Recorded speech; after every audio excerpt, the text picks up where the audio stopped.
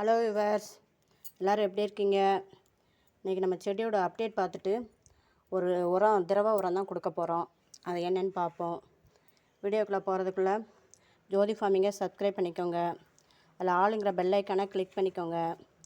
அப்போ தான் நான் போடுற வீடியோ உடனுக்குடன் நோட்டிஃபிகேஷனாக கிடைக்கும். நேற்று பாருங்கள் விவர்ஸ், கல்யாணத்துக்கு போய்ட்டு முந்தானத்து இந்த ரோஸ் கன்று வாங்கிட்டு வந்தேன். பெங்களூர் ரோஸ்னாங்க. அது ஒன்று வாங்கிட்டு வந்திருக்கேன். 2 மொட்டையோடையே தான் வாங்கிட்டு வந்திருக்கேன். நேற்றே நடவு பண்ணியாச்சு. நடவு பண்ணால் நல்லா மழை பெஞ்சிச்சா, மழை பெஞ்சோடனே செடி சிறப்பாக இருக்குது. அதேமாதிரி இங்கேயும் பாருங்கள், ரெட் கலர் ரோஸு, அடுத்து அந்த கொத்து ரோஸு எல்லாமே செஞ்சிச்சு சிறப்பாக வந்துக்கிட்டு இருக்குது. மழை பெய்கிற நேரம் அதேமாரி இதில் அவுரி விதை போட்டிருந்தேன். இங்கே பாருங்கள், இந்த தெரியுதான் பாருங்கள், இதெல்லாம் அவுரி விதை. இது சங்குப்பூ விதைகள் பக்கத்தில் வாங்கி போட்டேன் ஒருத்தவங்க வீட்டில் இருந்து. அதுவும் நல்லா முளைச்சிருச்சு. நான் அது கொஞ்சம் பெருசாக வந்தனையும் ப்ளூ கலர் சங்குப்பூவு அதை எடுத்து என்ன செய்யணும், தனி தொட்டியில் நட்டு விடணும். அதுவும் இல்லாமல் வேறு இந்த 5 மணி பூ கொண்டாந்து நட்டேன்ல, அந்தி மந்தாரை, அதுவும் நேற்று ஒன்று பூத்துச்சு. இந்த பூவு இன்றைக்குமே சாயங்காலத்துக்கு 3-4 பூ பூக்கிற மாதிரி இருக்குது. சாயங்காலம் அதையும் என்ன செய்யணும், ஒரு சின்ன கிளிப் எடுத்து வைக்கணும். நாளைக்கு உங்களுக்கு சேர்த்து அட்டாச் பண்ணி விட்றேன். எவ்வளோ சூப்பராக செழிப்பாக இருக்குன்னு பாருங்கள். எல்லா செடியுமே எவ்வளோ க்ரீனிஷாக இருக்குன்னு பாருங்கள். அதெல்லாம் தொட்டியில் இருக்க செடிகளுக்கு கொஞ்சம் சத்து எல்லாமே மழை பெஞ்சாலும் வெளியே போயிருக்கும். அதுக்கு தான் இப்போ என்ன செய்ய போகிறோம், ஒரு உயிர் உரம் மாதிரி ஒன்று கொடுத்து விட போகிறோம். வாங்க வீடியோக்குள்ளே போவோம். வீடியோவை ஸ்கிப் பண்ணாமல் பாருங்கள். இங்கே பாருங்கள் விவர்ஸ், இந்த தண்ணியில் வெங்காயத்தோல், வாழைப்பழத்தோல், பீட்ரூட் தோல், அதுபோக வெள்ளைப்பூடு தோல், கருவேப்பிலை, வாழை இலை எல்லாமே என்ன செஞ்சுருக்கேன், போட்டு நல்லா ஊற வச்சுருக்கேன்.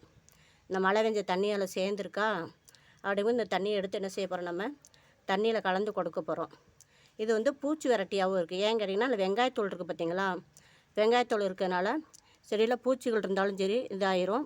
அதெல்லாம் இந்த தண்ணி மழை தண்ணியில் ஊற வச்சுருக்கனால செடி நல்லா வேகமாக வரும், நல்லா நுண்ணுயிர்கள் பெருகும். ஏன்னா வாழைப்பழத்தில் கால்சியம் சத்து இருக்குது, வெங்காயத்துலேயும் சத்து இருக்குது. இலையிலையுமே மெக்னீசியம், பாஸ்பரஸ், பொட்டாசியம் எல்லாமே இந்த தோள்களில் இருக்குது.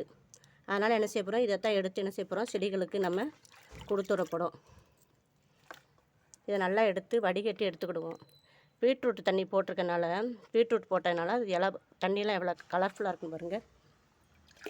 இதை நம்ம அப்படியே தண்ணியில் கலக்கிக்கிடுவோம்.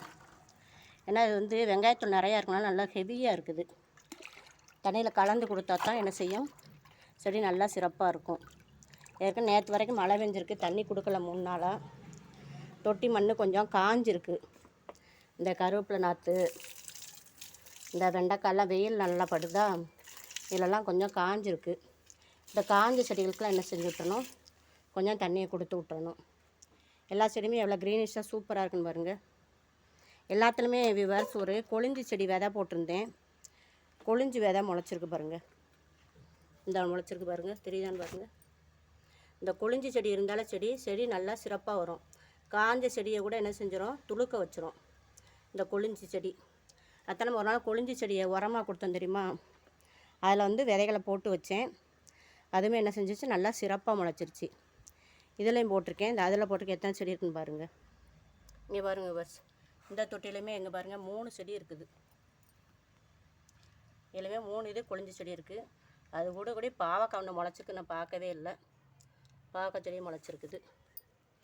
செடி எல்லாமே எவ்வளோ சிறப்பாக இருக்குன்னு பாருங்கள்.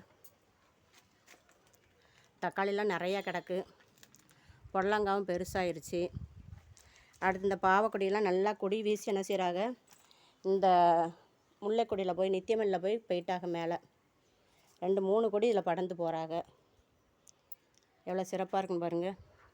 இந்த பொன்னாங்கண்ணி கீரையை கீழே தூக்கி எடுத்து வச்சிட்டேன் பஸ். மேலே இருந்தால் நமக்கு பூச்சி தொல்லை வரதான் தெரியலை. கீழே வச்ச பிறகு செடி நல்லா சிறப்பாக இருக்குது. அதுபோக விவர்ஸ், இதில் சிறுகீரை விதையை தூவி விட்ருக்கேன். அது என்னென்ன என்ன செய்யும், 3 நாளில் நமக்கு முளைச்சி வந்துடும். எவ்வளோ சிறப்பாக இருக்குன்னு பாருங்கள். வீடியோ பிடிச்சா லைக் பண்ணுங்கள், சப்ஸ்கிரைப் பண்ணுங்கள் ஜோதி ஃபார்மிங்கை. இங்கே பாருங்கள், மிளகாயெல்லாம் பாருங்கள், நல்லா நீள் நிலமாக இருக்கா, பார்க்கவே அழகாக இருக்குது. தேங்க்யூ.